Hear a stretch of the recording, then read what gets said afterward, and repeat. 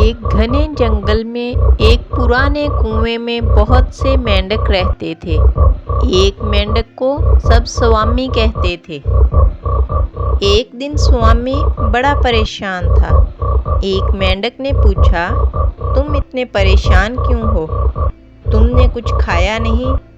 तुम मुझे ऐसे घूर रहे हो जैसे खा जाओगे। स्वामी बोला, मैं देख लूँगा तुम्हें। स्वामी ने दूसरे मेंढकों को सबक सिखाने का सोचा। एक दिन स्वामी कुएं पर बैठा हुआ था। उसे एक बड़ा सांप नजर आया। स्वामी ने सोचा कि सांप मेरे सारे दुश्मनों को ख़त्म कर सकता है, फिर कोई मुझे तंग नहीं करेगा। स्वामी सांप के पास गया और बोला, मेरा नाम स्वामी है और मैं तुमसे दोस्ती करना चाहता हूँ। सांप बोला, तुम मेरे दोस्त बनना चाहते हो?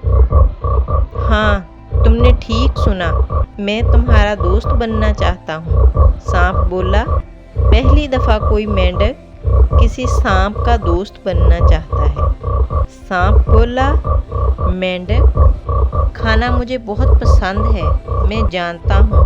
मेंढक बोला।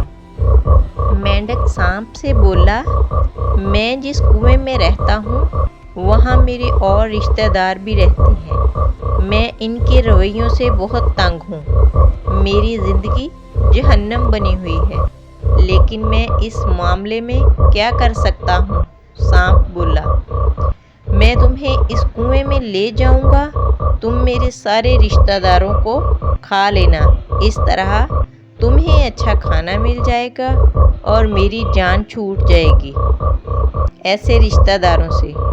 ये अच्छा आइडिया है, मुझे कुएं में दाखिल होने का रास्ता दिखाओ, लेकिन इस बात को याद रखना कि मेरी फैमिली भी इसी कुएं में रहती है।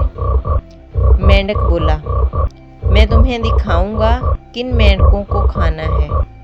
अगले दिन स्वामी और सांप कुएं में तो सारे मेंढक सांप को देखकर डर गए। मेंढक ने अपने सारे दुश्मन दिखाए सांप को। अब हर दिन सांप मेंढकों को खाने लगा। मेंढक ने कहा, मैंने तुमसे अपने दुश्मनों को खाने का कहा था, तुमने मेरी फैमिली को भी खा लिया। सांप बोला, मैंने उन सब को खा लिया जो तुमने मुझे दिखाए थे। सांप बोला, तुमने मुझे बुलाया था, अब तुम ही मेरे खाने का इंतज़ाम करोगे, नहीं तो मैं तुम्हें खा जाऊंगा। मेंढक डर गया। उसने कहा कि अगर तुम चाहते हो कि मैं तुम्हारे लिए खाने का इंतज़ाम करूं, तो मुझे यहाँ से बाहर जाना होगा, क्योंकि यहाँ पर मौजूद सारे मेंढक तुम खा चुके हो। सांप पहले तो राज़ी ना हुआ, फिर सांप ने उस पर यकीन कर लिया और उसे बाहर जाने की इजाज़त दे दी। मेंढक बाहर चला गया। बाहर जाकर सोचने लगा, कितना बेवकूफ़ है, मैं तो कभी भी अब वापस इस कुएं में नहीं जाऊंगा। इस तरह मेंढक ने अपनी जान बचाई।